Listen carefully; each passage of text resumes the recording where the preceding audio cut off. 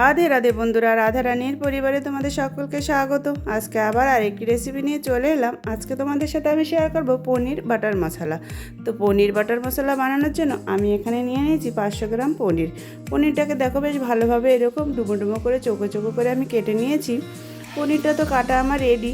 এবারে আমরা মশলাটা তৈরি করে নেব। তার জন্য কড়া বসিয়ে দিলাম। কড়াতে দিয়ে দিলাম 1 চামচ সাদা তেল আর হাফ চামচ বাটার।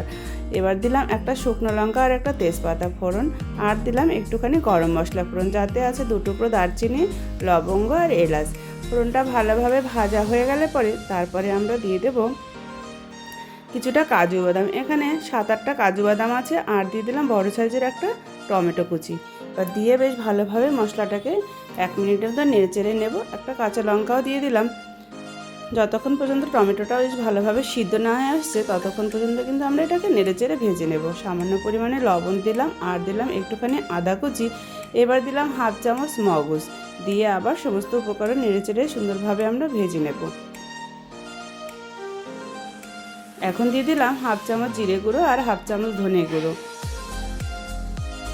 আর পরিমাণ মতো জল দিলাম, আর দিলাম একটুখানি কাশ্মীরি লঙ্কার গুঁড়ো দিয়ে এবার মশলাটাকে সুন্দরভাবে কষিয়ে নেব। মশলাটা কিন্তু আমার মোটামুটি হয়ে গেছে। এবার আমরা গ্যাস অফ করে মশলাটাকে ঠান্ডা করে তারপরে মিক্সিতে মিহি পেস্ট তৈরি করে নেব। দেখো মশলাটা কিন্তু আমার রেডি হয়ে গেছে। এবারে একটা কড়া বসিয়ে দিলাম। কড়াতে দিয়ে দিলাম আবার 1 চামচ তেল আর হাফ চামচ বাটার দিয়ে সামান্য পরিমাণে লবণ দিয়ে এবার পনিরটাকে বেশ সুন্দরভাবে লবণ আর হলুদ দিয়ে একটু হালকাভাবে ভেজে নেব।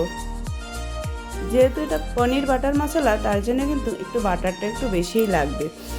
এবারে সামান্য পরিমাণে হলুদ আর লবণ দিয়ে পনিরটাকে সুন্দরভাবে কিন্তু আমরা একটু ভেজে নেব। দেখো পনিরটা কিন্তু ভাজা হয়ে গেছে, খুব বেশি ভাজবো না, জাস্ট একটু হালকা লাল হলেই নামিয়ে নেব। এবারে আমরা এখানে উষ্ণ গরম জল করে রেখেছিলাম, সেই জলের মধ্যে পনিরটাকে ভিজিয়ে রাখবো, তাহলে পনিরটা সফট হবে।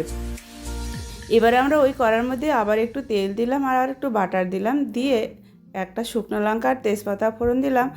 দিয়ে ফোড়নটা ভাজা হয়ে গেলে দিয়ে দিলাম হাফ চামচ হলুদ গুঁড়ো, আর দিলাম হাফ চামচ ঝাল লঙ্কার গুঁড়ো, হাফ চামচ কাশ্মীরি লঙ্কার গুঁড়ো দিয়ে মশলাটাকে একটু নেড়েচেড়ে এবারে আমরা যে মশলাটা বেটে রেখেছিলাম সেই মশলাটা দিয়ে দেব। দিয়ে দিলাম একটুখানি গোলমরিচ গুঁড়ো। এবার এই বাটা মশলাটা দিয়ে বেশ সুন্দরভাবে কিন্তু আমরা নেড়েচেড়ে কষিয়ে নেব। এবার মশলাটা দেওয়ার পরে মশলার বাটি ধুয়ে, মানে মিক্সার বাটিটা ধুয়েও কিন্তু একটু জল দিয়ে দিলাম। জল দিয়ে এবার মশলাটা সুন্দরভাবে আমরা কষিয়ে নেব। যতক্ষণ পর্যন্ত মশলা থেকে তেল না ছেড়ে আসছে মশলাটা কিন্তু ভালোভাবে কষিয়ে নিতে হবে। দেখো এই সময় আমি দিয়ে দিলাম 1 চামচ টমেটো কেচাপ দিয়ে এবার ভালোভাবে আবার একটু কষিয়ে নেব। এখন আমি দিয়ে দিলাম 2 চামচ ক্রিম, ফ্রেশ ক্রিম, বা তোমরা এখানে মালাইও দিতে পারো। দুধের ওপরের যে সরটা সেটাও কিন্তু দিতে পারো। এবার দেওয়ার পরে বেশ ভালোভাবে আবার নাড়াচাড়া করে মিক্স করে নেব। এবার ভালোভাবে মশলাটা কষানো হয়ে গেলে এবার এই যে আমরা গরম জলে পনিরটা ভিজিয়ে রেখেছিলাম সেই পনিরটা দিয়ে দিলাম, দিয়ে ভালোভাবে নেড়েচেড়ে মিক্স করে নেব। এবার যেহেতু এই পনির বাটার মশলা রেসিপিটি একটু ঘন ঘন হয়, এবার তোমরা যদি একটু গ্রেভি রাখতে ভালোবাসো তাহলে একটু জল বেশি দিয়ে নেবে। এবার পরিমাণ মতো লবণ দিলাম, দিয়ে 2 মিনিট ফুটতে দিতে হবে। তারপরে দিয়ে দিলাম সামান্য পরিমাণে একটু চিনি সবজিতে ব্যালেন্স আনার জন্য। এবারে একটুখানি কাসুরি মেথি ভেজে সেটা দিয়ে দিলাম, আবার একটু উপর দিয়ে ফ্রেশ ক্রিম দিয়ে দিলাম। হয়ে গেল কিন্তু আমার পনির বাটার মশলা রেডি। সবশেষে আমি দিয়ে দিলাম একটুখানি গরম মশলা আর একটুখানি বাটার।